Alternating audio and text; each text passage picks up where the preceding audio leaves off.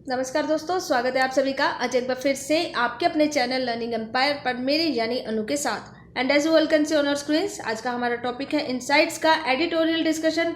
इसमें हम बेसिकली बात करेंगे इंडियन इकोनॉमी को किस तरीके से री इन्वेंट किया जा सकता है, यानी इंडियन इकोनॉमी जो बीच मझधार में आके इसकी नैया डूबने को हो रही है, इस नैया को किस तरीके से किनारे पर लाया जा सकता है, इसी के बारे में बात करेंगे। Without any further delay let's start.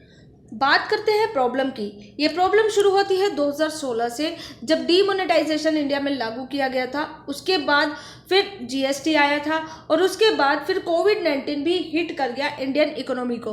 तो एक तरीके से तीन बहुत बड़े बड़े झटके लगे हैं इंडियन इकोनॉमी को, और ये अब तब से लेकर अब तक अच्छी तरीके से उबर ही नहीं पा रही है। इस दिशा में अब हो क्या रहा है दोस्तों कि जब कोविड-19 आ गया है तो इसने पूरी भारतीय अर्थव्यवस्था की कमर तोड़ के रख दी है। आप सभी को पता है कितने सारे लोगों को जॉबलेस कर दिया गया है, चाहे वो गवर्नमेंट जॉब में हो चाहे प्राइवेट जॉब में हो, लोगों को उनकी जॉब से बाहर निकाला जा रहा है। तो वही कंटेक्स्ट है। कंटेक्स्ट ये है दोस्तों कि जब से कोविड-19 पेंडेमिक आया है तब से पूरी दुनिया की जो इकोनॉमी है वो डामाडोल हो गई है और इंडिया इस मुसीबत से अछूता नहीं रहा है। अब जब ऐसी सिचुएशन आ गई दोस्तों, इंडिया में जब कोरोना वायरस आ गया तो आप सभी को पता है कि पूरे भारत में लॉकडाउन इम्पोज कर दिया गया था। और ये जो नेशन वाइड लॉकडाउन था, जब ये इम्पोज हुआ तो इसके बाद अचानक से जो डोमेस्टिक डिमांड थी वो नीचे गिर गई। जब डिमांड हो नहीं रही वस्तुओं की तो उनकी सप्लाई क्यों होगी? तो इसलिए ना तो डिमांड थी ना ही सप्लाई थी, जिस वजह से भारत की जो अर्थव्यवस्था है वो गर्त में जाती जा रही थी, यानी नीचे गिरती जा रही थी। अब इसी का रिजल्ट निकल के आया है 2020-21 का जो तिमाही का रिजल्ट निकल के आया है, यानी पहली तिमाही फर्स्ट क्वार्टर का जो रिजल्ट निकल के आया है उसने यही बताया है कि जो कोविड-19 पेंडेमिक है इंडिया की इकोनॉमी को इसने बहुत बुरी तरीके से नुकसान पहुंचाया है। और ये जो नुकसान का ट्रेंड है ये आने वाले कुछ और महीनों तक लगातार जारी रह सकता है। अब इस ट्रेंड को मिनिमाइज करने के लिए गवर्नमेंट क्या कर रही है, यानी प्रधानमंत्री श्री नरेंद्र मोदी के द्वारा कमेंडेबल एक्शंस इनिशिएट किए गए हैं। बहुत बड़े बड़े जो डिसीजंस हैं वो लिए गए हैं ताकि भारत का जो हेल्थ है, भारत की जो अर्थव्यवस्था है, इन दोनों को सुधारा जा सके। इसी दिशा में आप सभी को याद होगा 12 मई 2020 को 20 लाख करोड़ का आर्थिक पैकेज भारत सरकार के द्वारा इनिशिएट किया गया था, ये अनाउंस किया गया था। आप सभी को पता है दोस्तों कि जो नोवेल कोरोना वायरस है, आंकड़ों के अकॉर्डिंग ये देखा जा रहा है कि दुनिया भर के देश इनेबल रहे हैं, यानी असमर्थ रहे हैं इस कोरोना वायरस के स्प्रेड को फैलने को रोकने को लेकर, यानी कि पूरी तरीके से बर्बादी की कगार पे ला दिया है कोरोना वायरस ने इन देशों को। अब होता क्या है दोस्तों कि एक तो ये वायरस फैलता जा रहा है, दूसरी तरफ क्या है कि इसका कोई कंफर्म्ड क्योर अभी तक भी पता नहीं चल पाया है। स्पेसिफिकली अगर मैं इंडिया की बात करूं तो इंडिया में इसकी दवाई कब तक आएगी वो अभी तक कहा नहीं जा सकता है। हालांकि रशिया की तरफ से ये बोला जा रहा है कि दवाई बन गई है, लेकिन इंडिया में कब तक ये मौजूद होगी, मुहैया होगी, उसके बारे में कहा नहीं जा सकता है। तो जब इस तरीके की अनसर्टेनिटी आती है तो इससे क्या होता है कि लोगों के जो कंसर्न होते हैं, उनकी जो समस्याएं होती है, उनकी चिंता वो बढ़ जाती है। लोगों को इस बात का डर सताने लगता है कि अब उनका क्या होगा, भविष्य में वो क्या कमाएंगे, क्या खाएंगे। जब इस तरीके का डर आता है तो इससे क्या होता है कि सोसाइटी की जो फंक्शनिंग होती है वो नेगेटिव वे में जाने लगती है। Negative way in the sense की चोरी होने लगती है, चोरी चकारी डकैती, इस तरीके के जो अनसोशल नॉन सोशल एलिमेंट्स हैं वो आगे आके बढ़ने लगते हैं। इस तरीके की अप्रिय घटनाएं घटती रहती है। तो जब इस तरीके की सिचुएशंस ओकर होती है तो इसमें क्या होता है कि जो नॉर्मल सोशल ऑर्डर है वो बुरी तरीके से प्रभावित हो जाता है। और जब ऐसा होता है तो जो हमारे भारत की, अगर हम स्पेसिफिकली भारत की बात करें तो भारत के लोगों की जो लाइवलीहुड है बुरी तरीके से प्रभावित होती है। कहीं पे भी किसी भी प्रकार की सेफ्टी नहीं रहती है। तो इस तरीके की सिचुएशन ओकर ना हो जाए, लोग इस तरीके से गैर कानूनी काम ना करने लगे, इस बात को ध्यान में रख के 12 मई 2020 को honourable prime minister mister Narendra Modi के द्वारा एक बहुत बड़ा आर्थिक पैकेज लॉन्च किया गया था जो था 20 लाख करोड़ का। और ये जो आर्थिक पैकेज था आप सभी को याद होगा जीडीपी का 10% था। बहुत बड़ी अमाउंट होती है 20 लाख करोड़ रुपए। और इतनी बड़ी अमाउंट, इतना बड़ा जो आर्थिक पैकेज था, आज से पहले कभी किसी और देश के द्वारा इनिशिएट नहीं किया गया था, अनाउंस नहीं किया गया था। तो दोस्तों अब होता क्या है, होता यह है कि जब इस तरीके के आर्थिक पैकेजेस को अनाउंस किया जाता है तो इसका मेन मोटिव यही होता है कि जो डूबते हुए बिजनेस है उनको किसी भी तरीके से रिवाइव किया जा सके। तो दोस्तों एक हाथ मेरा एक हाथ आपका, दोनों हाथ मिलाकर के जब काम किया जाता है तो वो काम ज़्यादा अच्छे से होता है। लेकिन यहाँ पे प्रॉब्लम क्या आ रही है, प्रॉब्लम यहाँ पे ये आ रही है कि पैसा गवर्नमेंट तो प्रोवाइड करवा रही है, लेकिन ऑलरेडी जो बिजनेस है उनके पास ज़ीरो पैसा है, उनके पास क्रेडिट है ही नहीं। तो ऐसे कैसे चलेगा दोस्तों, आपके पास भी तो खर्च करने के लिए कुछ पैसा होना चाहिए ना। आप कब तक दूसरे के कंधे पर बंदूक रखकर चलाते रहेंगे, कभी ना कभी तो आपके कंधे को भी मजबूत होना चाहिए ना। तो इस दिशा में प्रॉब्लम क्या आ रही है, प्रॉब्लम यही आ रही है कि जो ऑलरेडी बिजनेस है उनके पास क्रेडिट की अवेलेबिलिटी है ही नहीं। और ये मैं एक या दो बिजनेस के बारे में बात नहीं कर रही हूँ, इंडिया में ऐसे 60,000 से ज़्यादा स्टार्टअप्स हैं जिनके पास लिक्विडिटी क्रंच है ही नहीं, मतलब लिक्विडिटी है ही नहीं, पैसा है ही नहीं। तो जब ऐसी सिचुएशन आती है कि हमारे पास तो कुछ भी पैसा नहीं है और हमें आप मदद दे दो, बस हम उस मदद के सहारे किसी न किसी तरीके से अपने आप को सुरक्षित कर लेंगे। तो जब इस तरीके की सिचुएशन आती है तो ऐसी सिचुएशन में क्या होता है कि सिर्फ एक ही अपॉर्चुनिटी होती है गवर्नमेंट के पास, और वो अपॉर्चुनिटी ये होती है कि आप बोल्ड एक्शन लीजिए, आप रिस्क उठाइए। ज़्यादा से ज़्यादा जब आप रिस्क उठाएंगे तो इससे क्या होगा कि आपकी इन्वेस्टमेंट बढ़ेगी, आपकी जो मौजूदा जॉब्स हैं वो प्रोटेक्ट हो जाएगी, और इसी के साथ ही जो नई नई जॉब्स हैं वो भी क्रिएट हो जाएगी। तो मेन बात ये है कि आपको बोल्ड एक्शन लेने पड़ेंगे, आपको बड़े से बड़े रिस्क उठाने पड़ेंगे। अगर बात की जाए कि ठीक है गवर्नमेंट रिस्क उठा भी लेगी, तो किन एरियाज में, किस सेक्टर में मेनली रिस्क उठाने की ज़रूरत है, तो ऐसे 4 बड़े सेक्टर्स हैं जिस पे गवर्नमेंट को रिस्क उठाने की बहुत ज़्यादा ज़रूरत है। सबसे पहला जो सेक्टर है वो है बड़े बिजनेस हाउसेस, यानी बड़े बड़े जो व्यावसायिक घराने हैं। ये जो घराने हैं गवर्नमेंट के लिए, भारत के लिए बहुत इंपॉर्टेंट हैं। क्यों? क्योंकि ये जीडीपी का बहुत बड़ा हिस्सा प्रोवाइड कराते हैं, इसी के साथ ही ये एम्प्लॉयमेंट को भी जनरेट करते हैं। तो मैसिव लेवल पे एम्प्लॉयमेंट जनरेटर होते हैं ये, इसी के साथ ही मैसिव जीडीपी प्रोवाइड कराते हैं भारत की सरकार को। तो इस हिसाब से, क्योंकि अगर ये डूबने लगे हैं तो इनके डूबने का मतलब ये है कि इंडियन अर्थव्यवस्था पे भी बड़ा क्वेश्चन मार्क आ गया है। तो इसलिए इस एरिया में बड़ा रिस्क उठाने की ज़रूरत है। दूसरा जो रिस्क उठाने की ज़रूरत है वो एरिया है एमएसएमई, यानी micro small and medium enterprises. इसको माना जाता है कि ये भारत की लाइफलाइन है। लाइफलाइन इसलिए है क्योंकि भारत में सबसे ज़्यादा जो आबादी है वो मिडिल क्लास लोगों की ही आपको दिखाई देगी, और मिडिल क्लास लोगों के अर्निंग का जो सबसे बड़ा सोर्स है वो है एमएसएमई। अगर मिडिल क्लास लोगों के पास पैसा नहीं होगा, तो भारत के लोगों के पास अगर पैसा नहीं होगा तो फिर डिमांड कैसे बढ़ेगी? जब डिमांड नहीं बढ़ेगी तो ये सप्लाई बढ़ा करके क्या करेंगे? तो इस लिहाज से दोस्तों एमएसएमई को बूस्ट करने के लिए भी भारत को यहाँ पर भी बहुत बड़े बड़े स्टेप्स लेने पड़ेंगे। तीसरा जो स्टेप लेने की जरूरत है वो है स्टार्टअप्स के रिगार्डिंग। आप सभी को पता है इंडिया मॉडर्नाइजेशन की तरफ बढ़ना चाहता है। इंडिया को अगर मॉडर्न होना है तो उसके लिए अपने स्टार्टअप्स पे ध्यान देना पड़ेगा। स्टार्टअप्स इनोवेशन का काम करते हैं, ये टेक्नोलॉजी ट्रांसफॉर्मेशन का काम करते हैं, और यही तो नीड ऑफ द आवर है। और अगर हमने स्टार्टअप पे ध्यान नहीं दिया तो ना तो हम इनोवेशन की तरफ जा पाएंगे और ना ही हमारी टेक्नोलॉजी आगे बढ़ पाएगी, यानी कि हम डेवलपमेंट नहीं कर पाएंगे। तो इसलिए अगर इंडियन इकोनॉमी को और अच्छे से सुचारू रूप से चलाना है तो स्टार्टअप के रिगार्डिंग भी रिस्क लेने की ज़रूरत है। लास्टली जो अगर हम बात करें तो वो है एनआरआईज एंड ओसीआईज, यानी ओवरसीज सिटीजन्स ऑफ इंडिया। ये जो सिटीजन है भले ही भारत के बाहर हो, लेकिन उस देश में रहकर जब ये कमाई करते हैं तो कमाई का बहुत बड़ा हिस्सा ये इंडिया में भेजते हैं। तो इंडिया में क्या होता है, इस तरीके से फॉरेक्स रिजर्व बढ़ता है, यानी इंडिया में फॉरेन मनी बहुत ज़्यादा बढ़ती है। तो जब फॉरेन मनी बढ़ती है तो इंडिया क्रेडिट करने के लिए, यानी कि किसी चीज़ को खरीदने के लिए बहुत ज़्यादा सक्षम हो जाता है।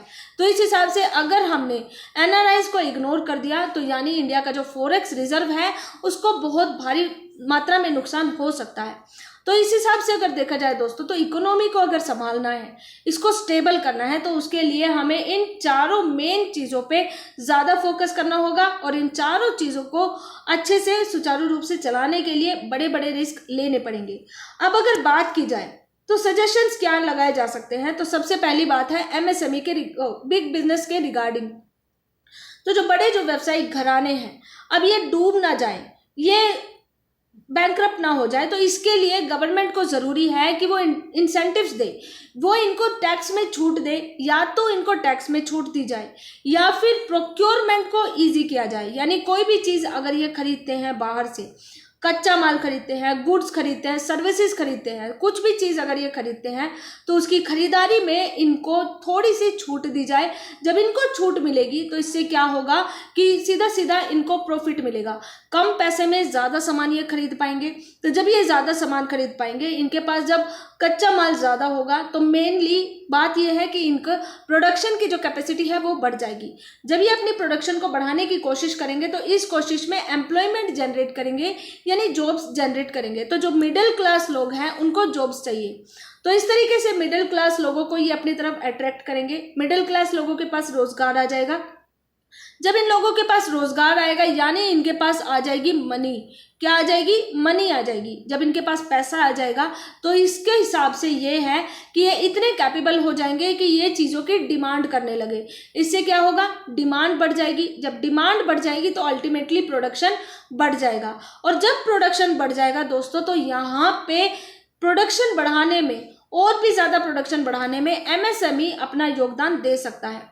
एमएसएमई यहाँ पिक्चर में आ जाएगा। एमएसएमई में प्रोडक्शन बढ़ाने के ऊपर जब दबाव डाला जाएगा तो इससे क्या होगा कि एमएसएमई भी जॉब जो है जनरेट करेगा। जब जॉब जनरेट की जाएगी एमएसएमई के द्वारा, तो इससे क्या होगा कि जो मिडिल क्लास लोग हैं उनको और भी ज़्यादा जॉब मिलेगी, उनके पास और भी ज़्यादा पैसा आएगा, और इससे क्या होगा? अल्टीमेटली डिमांड भी बढ़ जाएगी और सप्लाई भी बढ़ जाएगी।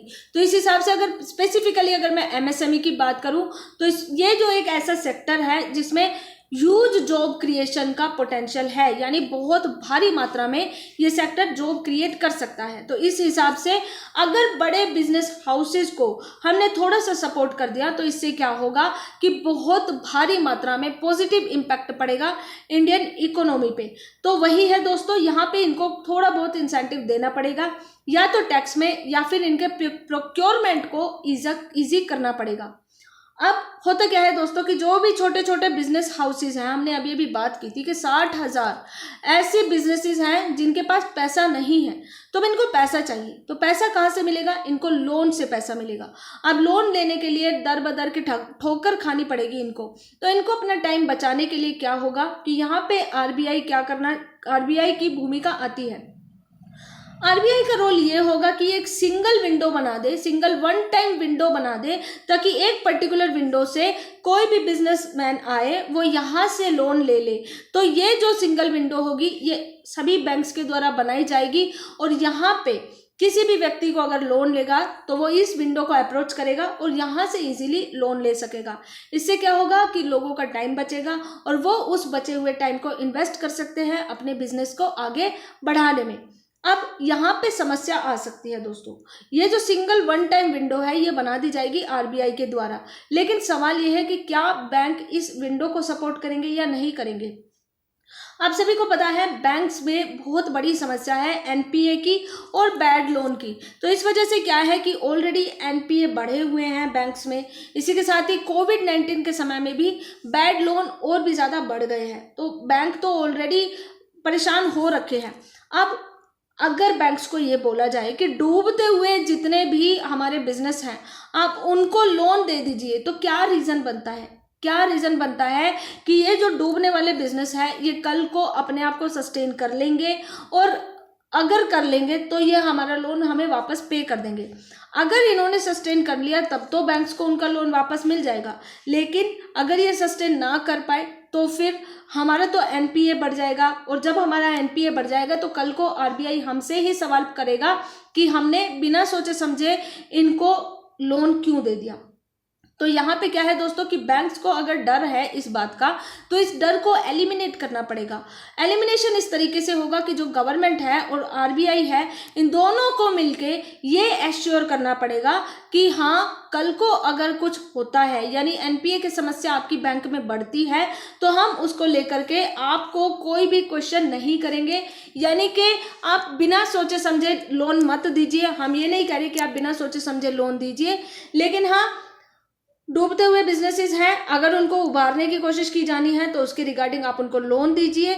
अगर आपके पास एनपीए की समस्या बढ़ती है तो कल को आपको इस रिगार्डिंग आंसर नहीं देना पड़ेगा, और ऐसे करने की ज़रूरत है, इतना बड़ा रिस्क लेने की ज़रूरत है, क्योंकि उसी के हिसाब से फिर क्रेडिट फ्लो बरकरार रह सकेगा।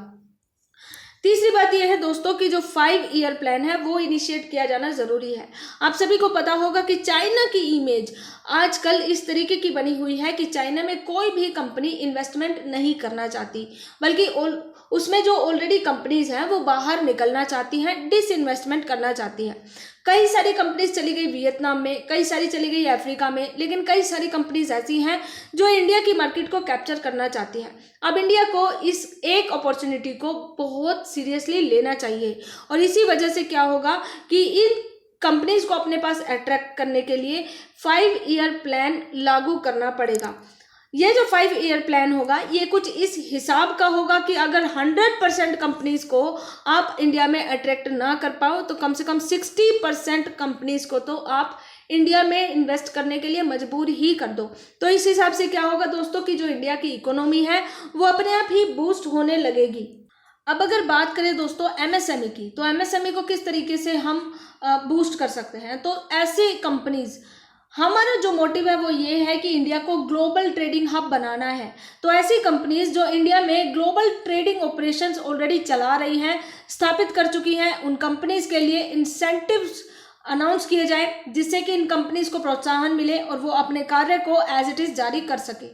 दूसरी बात यह है कि ऐसी सिटीज़ जो अपने आप को इंडस्ट्रियल सिटीज़ के रूप में स्थापित कर चुकी है, ऐसी सिटीज़ में स्पेस बना है मैन्युफैक्चरिंग का, कमर्शियल का, एजुकेशनल, रेजिडेंशियल और सोशल इंफ्रास्ट्रक्चर का, यानी इन सभी में स्कोप है और भी ज़्यादा इनोवेशन का। तो ऐसे में दोस्तों हो क्या रहा है कि इंडिया को सोचना चाहिए, कुछ और अच्छा करना चाहिए इन इंडस्ट्रियल सिटीज़ की बेहतरी के लिए।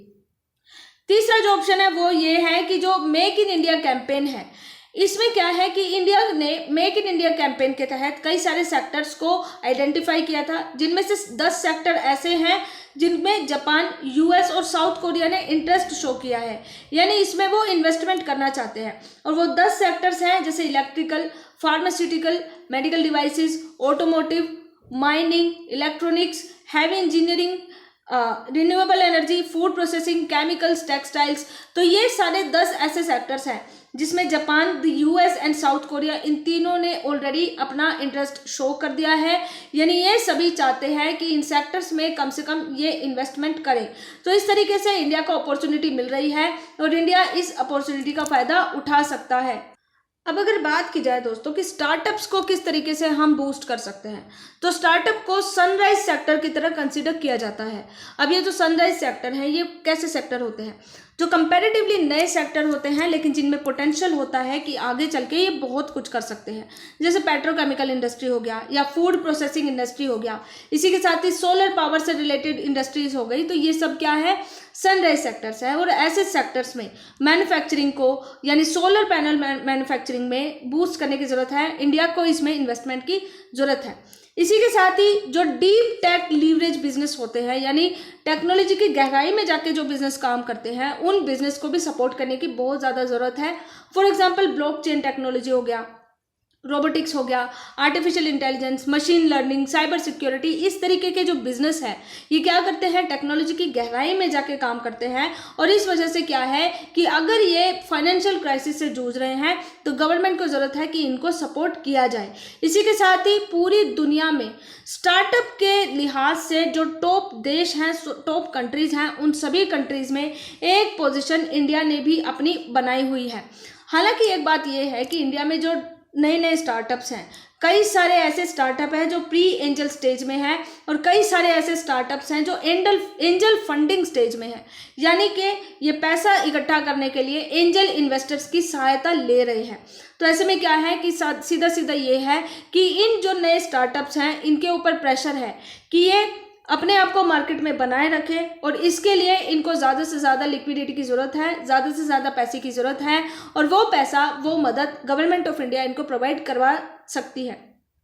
स्टार्टअप्स को इतना ज़्यादा मदद की ज़रूरत क्यों है? क्योंकि दोस्तों ना सिर्फ इनोवेशन में काम आते हैं स्टार्टअप, ना सिर्फ टेक्नोलॉजी को ट्रांसफॉर्म करते हैं स्टार्टअप, बल्कि इसी के साथ ही ये जो स्टार्टअप है जॉब्स भी क्रिएट करते हैं। और इंडिया के लिए अभी फ़िलहाल यही चाहिए कि स्टार्टअप्स पे ज़्यादा ध्यान दिया जाए ताकि जॉब्स जो है नई नई क्रिएट कर सके। ऑटो इंडस्ट्री जो है इसके ऊपर भी मेनली ध्यान दिया जाना चाहिए। ये तो स्पेशल ट्रीटमेंट डिजर्व करती है। क्यों? क्योंकि जीडीपी का नियरली 9% ऑटो इंडस्ट्री जो है ये कंट्रीब्यूट करती है। तो अगर बात की जाए तो इनको स्पेशल ट्रीटमेंट कैसे दिया जा सकता है? सबसे पहले तो आप जीडीपी रेट को रिड्यूस कर दीजिए, ठीक है। जीडीपी रेट रिड्यूस हो जाएगा, इससे ऑटो इंडस्ट्री ऑटोमेटिकली बूम पे आ जाएगी। दूसरी बात यह है कि नए जो वाहन खरीदने हैं, नए वाहन खरीदने के लिए डिमांड बढ़ाने के लिए आप टैक्स इंसेंटिव्स लगा दीजिए। इसी के साथ ही ओल्ड व्हीकल स्क्रैप को लेकर के पॉलिसी बना दीजिए। इससे क्या होगा कि जो ऑटो इंडस्ट्री है इनका मैन्युफैक्चरिंग बढ़ेगी और इनमें बूम आ जाएगा। दूसरी बात यह है कि ऑटो सेल इंडस्ट्री चैनल्स को एज अ एमएसएमई पार्टनर भी हम कंसीडर कर सकते हैं, जिससे कि सीधा सीधा ये होगा कि ऑटो इंडस्ट्री अपने बूम पे आ जाएगी और इससे क्या होगा कि भारत की जो इकोनॉमी है उसमें बहुत हद तक सुधार देखा जा सकेगा। तो अब बात करते हैं प्लग एंड प्ले मॉडल की। ये एक ऐसा मॉडल है जो महाराष्ट्र गवर्नमेंट के द्वारा इनिशिएट किया गया है और ये मई 2020 में इनिशिएट किया गया है। इस मॉडल के तहत कई सारी कंट्रीज हैं, जैसे चाइना हो गया, ताइवान हो गया, जापान हो गया, यूके हो गया, इस तरीके की जो कंट्रीज हैं, इन कंट्रीज की मंशा ये है कि ये इंडिया में इन्वेस्ट करना चाहती हैं। तो अब अगर ऐसी कंट्रीज इंडिया में इन्वेस्ट करना चाहेंगी तो महाराष्ट्र उनके लिए अपॉर्चुनिटी प्रोवाइड करवा रहा है। महाराष्ट्र उनको ready to move land provide करवा रहा है और वो भी अफोर्डेबल प्राइसेस में, और इसी को बोला जाता है प्लग एंड प्ले मॉडल। और ये जो रेडी टू मूव लैंड है, इसका मतलब ये है कि आप ज़मीन खरीदिए, सस्ते दामों पे आप ज़मीन खरीदिए और आकर के अपना बिजनेस यहाँ पे शुरू कर दीजिए। और इन बिजनेस को परमिशन देने के लिए एक सिंगल ग्रीन विंडो का निर्माण किया गया है, यानी कि जितने भी बिजनेसमैन हैं, फॉरेन बिजनेसमैन के लिए स्पेसिफिकली ये इनिशिएटिव लॉन्च किया गया है, वो सभी आएंगे, एक सिंगल ग्रीन विंडो से सारी की सारी परमिशन प्राप्त करेंगे, सस्ते में ज़मीन खरीदेंगे और फिर वहाँ पे शॉर्टेस्ट पॉसिबल टाइम में ये अपना बिजनेस शुरू कर सकते हैं। तो जिस तरीके का प्लग एंड प्ले मॉडल है, बिजनेस को यानी इन्वेस्टमेंट को बढ़ाने के लिए महाराष्ट्र के द्वारा इनिशिएट किया गया है, इसी तरीके का एक और मॉडल बाकी स्टेट्स के द्वारा भी इनिशिएट किया जा सकता है। ये लैंड एक्विजिशन के बारे में हो सकता है, लेबर लॉज के या providing social, environmental and other infrastructure के बारे में भी हो सकता है। तो मतलब किसी भी स्फेयर में आप plug and play kind of model initiate कर सकते हैं। लैंड जो है, अगर लैंड के बारे में पर्टिकुलरली बात की जाए तो लैंड ऐसी होनी चाहिए जो हर प्रोजेक्ट के लिए अवेलेबल हो, और ये लैंड जो है ऐसी होनी चाहिए जो जिनके पास प्री क्लियरेंस हो, यानी कंपनी अगर लैंड खरीदे तो लैंड के साथ साथ उनको सारी की सारी क्लियरेंस ऑटोमेटिकली मिल जाए। जैसे एनवायरनमेंट से रिलेटेड क्लियरेंस हो गई जो सेंट्रल लेवल पे दी जाती है, स्टेट लेवल पे, म्यूनिसिपल लेवल पे जितनी भी क्लियरेंस लेनी पड़ती है वो सारी की सारी क्लियरेंस ऐसी लैंड पे दी जाए जो लैंड अवेलेबल करवाने के साथ ही कंपनी को ये सारी क्लियरेंस ऑटोमेटिकली मिल जाए। तो ये है दोस्तों प्लग एंड प्ले मॉडल। इसी प्रकार का एक और मॉडल बाकी स्टेट्स में भी लागू किया जा सकता है। अब अगर लेबर लॉज को रिफॉर्म करने की बात की जाए तो इसका मतलब ये है कि हायर और फायर, ये मतलब नहीं है कि आप हायर करो और फायर कर दो, नहीं। जब आपका प्रॉफिट हो रहा है तो आपने हायर कर लिया, जब आपको नुकसान होने लग गया तो आप फायर कर देंगे, नहीं। बल्कि लेबर लॉज को रिफॉर्म करने की बात ये है कि जो फैक्ट्री है उसमें आप डिसिप्लिन एनफोर्स कर दीजिए। जो इंसान जितना ज़्यादा डिसिप्लिन से काम करेगा, जो फैक्ट्री जितनी डिसिप्लिन से काम करेगी, जितना ज़्यादा प्रोडक्शन होगा, उसको लीव प्रोवाइड करवाया जा सकता है, यानी उसको इंसेंटिव प्रोवाइड करवाया जा सकता है। इसी के साथ ही जो एमपी और यूपी का मूव है, गुजरात का मूव है, ये इसी दिशा में वेलकम सिग्नल्स हैं। उन्होंने कुछ इसी तरीके का काम किया है। तो the government should provide health insurance for migrant labourers. और ये जो हेल्थ इंश्योरेंस है ये एक्सपेरिमेंटल बेस पे हो सकता है और ये कुछ पर्टिकुलर स्टेट्स में हम लागू कर सकते हैं, यानी यहाँ से शुरुआत कर सकते हैं और इसको आगे बढ़ा सकते हैं अगर ये पॉजिटिव साइन दिखाता है तो। अब अगर बात की जाए कि इंडिया में ह्यूज इन्वेस्टमेंट करने के लिए क्या किया जा सकता है, तो यहाँ पे अगर ह्यूज इन्वेस्टमेंट की बात आती है तो सीधा सीधा बात आती है एनआरआईज एंड ओसीआईज की। अगर इंडिया का इशू छोड़ दे तो एक बार नजर डालते हैं चाइना पे। तो चाइना ने क्या किया है, चाइनीज गवर्नमेंट ने अपने यहाँ पे जितने भी रिच ओवरसीज चाइनीज सिटीजन्स हैं इन सभी को ये बोला है कि आप आइए और चाइना में आके इन्वेस्टमेंट कीजिए। जब आप चाइना में आके इन्वेस्टमेंट करेंगे तो इससे आपको क्या मिलेगा कि हम गवर्नमेंट कंट्रोल मिनिमम रखेंगे, कम से कम गवर्नमेंट कंट्रोल होगा, आप आज़ाद होंगे, किसी भी तरीके से अपना बिजनेस आप कंडक्ट कर सकते हैं। जिस तरीके की आज़ादी चाइना में दी गई है, अगर ऐसी आज़ादी का रिजल्ट देखा जाए तो रिजल्ट ये है कि चाइना में मैसिव लेवल पे इन्वेस्टमेंट आई है। इस वजह से चाइना की प्रोस्पेरिटी बढ़ी है और इकोनॉमी उसकी राइज हुई है। सिमिलर लेवल पे यहाँ पे कहा गया है कि एनआरआईज और ओसीआईज को रेजिडेंट्स ऑफ इंडिया ट्रीट किया जाना चाहिए। इनको बोला जाना चाहिए कि आप जो है अपनी इनकम को इंडिया में आके इन्वेस्टमेंट कीजिए और इंडिया में कुछ भी स्टार्टअप करना शुरू कर दीजिए। कैसे भी आप इन्वेस्टमेंट कर सकते हैं, आपको मिनिमम कंट्रोल, गवर्नमेंट कंट्रोल आपके ऊपर होगा। इससे क्या होगा, जो भी इंटरेस्ट होगा, जो भी डिविडेंड होगा, वो सारा का सारा as an Indian company India को फायदा पहुंचाएगा। इसी के साथ ही इंडिया की जो डायस्पोरा है उसकी direct investment should be incentivised. ठीक है, ये जो डायरेक्ट इन्वेस्टमेंट इंडिया के डायस्पोरा है वो करते हैं तो उसको भी इंसेंटिवाइज किया जाना चाहिए। ठीक है, इससे क्या होगा, प्लग एंड प्ले मॉडल होगा। ये जैसे प्लग एंड प्ले मॉडल है, जैसे महाराष्ट्र में शुरू किया गया है, इस मॉडल के तहत अगर कोई व्यक्ति आके इंडिया में इसी मॉडल के तहत, बाकी अगर स्टेट्स ने भी इसी तरीके का मॉडल लागू कर दिया और कोई फॉरेन व्यक्ति आकर के इंडिया में इन्वेस्टमेंट करता है तो उसको फिर बहुत ज़्यादा फायदा मिलेगा। इससे क्या होगा कि ज़्यादा से ज़्यादा टाइम उसको स्पेंड नहीं करना पड़ेगा और इससे क्या होगा कि उसके समय की बचत होगी। जब उसके समय की बचत होगी तो वो अपना ज़्यादातर समय अर्निंग में लगा सकता है और अपना बिजनेस स्टार्ट कर सकता है।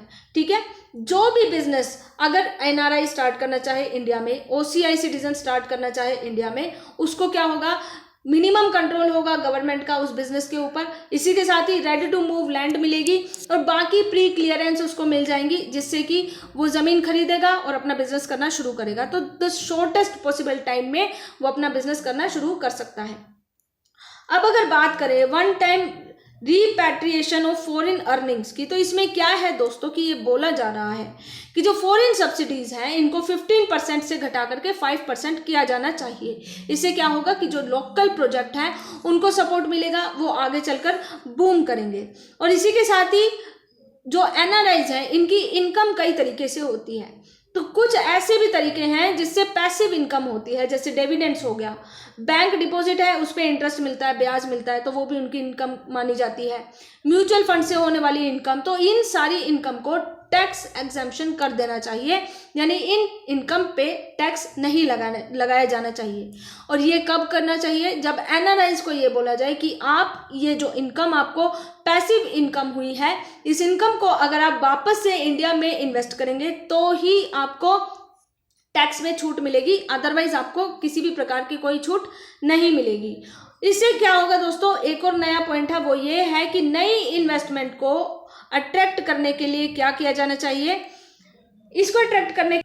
अब दोस्तों बात क्या आती है, बात ये आती है कि जो नई इन्वेस्टमेंट है, नई इन्वेस्टमेंट को अट्रैक्ट करने के लिए इंसेंटिव्स दिए जाने चाहिए। तो दोस्तों इस दिशा में क्या है कि ओवरसीज इन्वेस्टर्स को जो भी डिविडेंड, जो भी इंटरेस्ट, जो भी रॉयल्टी पे करनी पड़ती है, उस दिशा में, उस स्फेयर में रिकंसिडर करने की जरूरत है। हर चीज को दोबारा से पुनर्मूल्यांकन की जरूरत है। फॉर इंस्टांस मान लीजिए कि वो एक ऐसा डेट है जो 5% का कंसेशन टैक्स में कंसेशन के लिए क्वालिफाई कर जाता है। लेकिन इस कंसेशन को प्राप्त करने के लिए जो कैपिटलाइजेशन के नॉर्म्स हैं वो इतने कड़े हैं कि कई बार ये कंसेशन प्राप्त नहीं हो पाता है। इस वजह से जो इन्वेस्टमेंट है, जो फॉरेन इन्वेस्टमेंट है, जो इन्वेस्टर्स हैं फॉरेन के, वो इंडिया में इन्वेस्ट करने से डरते हैं। इस छोटी छोटी बात का बहुत बड़ा फर्क पड़ता है। इसी के साथ ही 3 से 5 साल तक का वो मोराटोरियम देना चाहिए उन सभी कंपनीज को जिनको ये लगता है कि वो बिजनेस ग्रो करने के लिए फॉरेन एंटिटीज से लो कॉस्ट लोन ले सकते हैं। तो इस हिसाब से क्या है कि 3 से 5 साल तक का उनको मोराटोरियम दिया जाना चाहिए, यानी इतना समय उनको दिया जाना चाहिए। इसी के साथ ही जो भी एंटिटीज, जो भी रेजिडेंट एंटिटीज एनआरआई के अंदर में आती है, जिसपे एनआरआईज का मालिकाना हक है, उन एंटिटीज में जो शेयर होते हैं उनको इशू करने के लिए जो नॉर्म्स हैं उनमें रिलैक्सेशन भी कंसीडर की जानी चाहिए। तो यानी कि जो भी रेजिडेंशियल एंटिटीज एनआरआई के द्वारा ओन की जाती है, उनके जो शेयर हैं अगर इनको इशू करना है तो इन शेयरों को इशू करने के लिए भी जो कानून है, कायदे हैं, इनमें आपको थोड़ी सी रिलैक्सेशन देनी पड़ेगी। इसी के साथ ही और रिलैक्सेशन देनी चाहिए should be provided for any fund received from NRIs. जो भी फंड एनआरआई के द्वारा रिसीव किया जाता है उस फंड में भी आपको रिलैक्सेशन देनी चाहिए, देनी पड़ेगी। और ये जो फंड है इजी डॉक्यूमेंट्स प्रोड्यूस करके आप प्रोक्योर कर सकते हैं, जैसे FIRC या KYC डॉक्यूमेंट। इसके साथ ही नेक्स्ट जो पॉइंट है वो है ऑफशोर इन्वेस्टमेंट सेंटर। जिस तरीके से सिंगापुर में ऑफशोर इन्वेस्टमेंट सेंटर है, उसी तरीके से हम मुंबई में भी एक ऑफशोर इन्वेस्टमेंट सेंटर खोल सकते हैं, जहां पे इंडिया के डोमेस्टिक लॉज और टैक्सेशन सिस्टम लागू नहीं होगा। तो ऑफशोर इन्वेस्टमेंट सेंटर पे डोमेस्टिक लॉज और टैक्सेशन लागू नहीं होता है। अब अगर बात करें तो MNC भी अपना इन्वेस्टमेंट इंडिया में कर सकती है, यानी मल्टीनेशनल कंपनीज भी इंडिया में इन्वेस्टमेंट कर सकती हैं, और उसके लिए वो इस रूट को यानी ऑफशोर सेंटर को चुन सकती है, जिससे कि इंडिया का जो डोमेस्टिक लॉज है और टैक्सेशन है वो इन MNCs पे ना आए। ठीक है। Foreign legal firms and banks along with domestic institutions can be invited to have a presence in offshore centre. तो इस तरीके से दोस्तों कहा जा रहा है कि ऑफशोर इन्वेस्टमेंट को आप ज़्यादा से ज़्यादा प्रमोट कीजिए। अब इतना सारा डिस्कशन करने के बाद अगर हम कंक्लूजन की बात करें तो इंडिया की जो इकोनॉमी है इसको अच्छे से सुधारने के लिए बहुत कुछ करने की ज़रूरत है। लेकिन इससे क्या होगा दोस्तों कि दूसरी बात यह है, पुनर्जीवित करने के लिए यानी रिससिटेट करने के लिए इंडिया की जो ग्रोथ है उसको रिससिटेट करने के लिए क्या किया जाना चाहिए कि 2 मेन स्ट्रेटजी पे इंडिया को काम करना चाहिए। पहला ये है कि कोविड-19 से जो भी डैमेज हुआ है उसको मिनिमाइज करना चाहिए, जल्दी से जल्दी आप इस दिशा में दवाई का प्रबंध कीजिए। दूसरी बात ये है कि रीबूट कीजिए, आप री इमेजिंग इंडिया को दोबारा से शुरू कीजिए by promptly explaining new opportunities unleashed by evolving business scenarios. और इसके लिए 3 मंत्र शुड बी फॉलोड, और वो है bigger, bolder and faster execution of this strategy. यानी BBF का जो मंत्र है उसको आपको फॉलो करना चाहिए, जिससे कि इंडिया में ज़्यादा से ज़्यादा इन्वेस्टमेंट हो सके और इंडिया की इकोनॉमी दोबारा से पटरी पर आ सके। उम्मीद करती हूँ आज के सेशन से आपको बहुत कुछ सीखने को, समझने को मिला होगा। इफ यस तो do like, share and subscribe our channel and press the bell icon for more updates. Most importantly stay home, stay safe, God bless you all. जय हिंद।